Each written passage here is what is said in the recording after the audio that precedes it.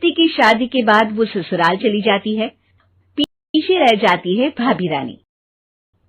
सिद्धि के ससुराल जाते ही भाभी कहती है, अरे वाह जी वाह, सारे कपड़े मेरे। हाय रे पैंट, अरे वाह वाह, मजा आ जाएगा।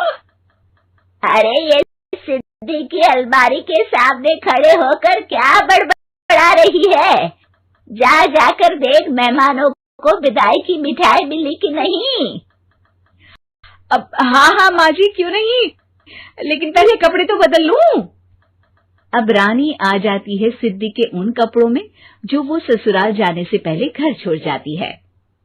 अरे रानी, कुछ दिन रुक जाती। अरे ये तो सिद्धि बिटिया को मैंने ही दिया था, बड़ा ही फबता था उस पर, तुझ पर तो कुछ खास नहीं लग रहा। अब वो ना मेरे सारे कपड़े गीले थे तो सोचा पहन लूं। वैसे भी सिद्धि को कौन सा भी पुराने आउटडेटेड कपड़ों को पहनना है। वैसे भी ये सूट तो मैंने तभी पहना था, वैसे खास है भी नहीं ये। हाँ ठीक है, लेकिन ना मेरी सिद्धि पर तो जमता था। सारे मेहमान चले जाते हैं और सिद्धि ससुराल से मायके पहली बार आती है। अपना घर, अपना कमरा, अपनी अलमारी। ये बोलकर जैसे ही सिद्धि अलमारी खोलती है तो सामने उसके कपड़ों की जगह कुछ और ही रखा होता है। माँ, ओ माँ, जरा कमरे में तो आना। सास और रानी वहां पहुंच जाते हैं। रानी ने पहनी होती है सिद्धि की जींस और टी शर्ट। अरे भाभी, ये क्या? ये तो मेरी बड़ी ही महंगी टी शर्ट है, इसे आपने घर में क्यों पहनी है? अरे बहुत मिलती है दीदी ये चौक की मार्केट में, 150 में। ओ भाभी प्लीज, ये एरोपोस्टल है, 2000 की एक टी शर्ट। ओह, 2000 में तो दीदी 4 साड़ी आ जाए। अब क्या बोलूं भाभी, ये मेरी अलमारी में छोटू के कपड़े, तो मेरे कपड़े कहाँ है? मेरी अलमारी में? अब दीदी आपको कौन से पुराने कपड़े पहनने थे? माना भाभी, लेकिन मैं जब घर आती तो यही सब पहनती ना। अरे तुम तो बड़ी कंजूस हो दीदी। खैर, वक्त आता है जब सिद्धि ससुराल के लिए रवाना हो रही होती है। अरे रानी, अंदर से सिद्धि का गिफ्ट ले आ, लड़की पहली बार ससुराल से मायके आई है। रानी अंदर जाती है और एक सिंपल सी साड़ी लेकर बाहर आ जाती है। ये लीजिए माँ जी।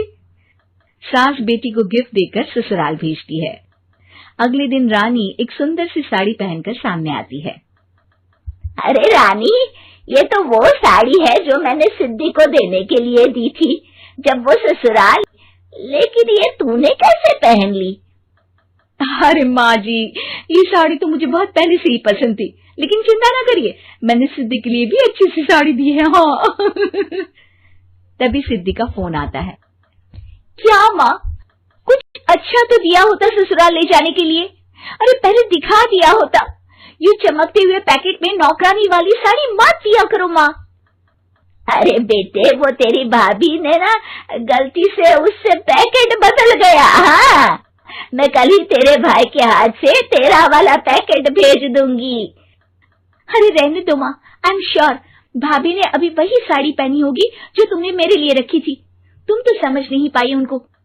खैर छोड़ो, मैं ज्यादा बोलती अच्छी नहीं लगती, रहने दो, आपको उन्हीं के साथ रहना है, फिर बात करेंगे। सास को रानी पर गुस्सा आ जाता है। वो उसके कमरे में जाती है जहाँ वो शादी का एल्बम देख रही होती है। रानी, मार्केट जाकर एक ऐसी ही साड़ी लेकर आ, कल प्रतीक जाकर सिद्धि के घर दे आएगा। अरे क्यों माँ जी, कितनी साड़ी देनी है दीदी को, यहाँ कोई सेल लगी है क्या? अरे चुप कर, मेरे बेटी के हिस्से की साड़ी खुद पहन ली, अब ज्यादा ज्ञान बांट रही है। एक दिन सिद्धि का फोन आता है। माँ, मेरी सास ने आप सबको खाने पर बुलाया है।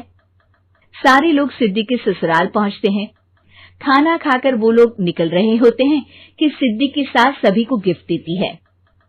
अरे बहन जी, बेटी के घर का खाना खा लिया, यही बहुत है जो आप ऊपर से गिफ्ट भी दे रही है।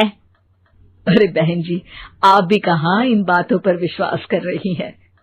सास सभी को गिफ्ट देती है, लेकिन रानी को जो साड़ी देती है वो अजीब सी हरे रंग की लाल रंग के बड़ी छाप वाली होती है।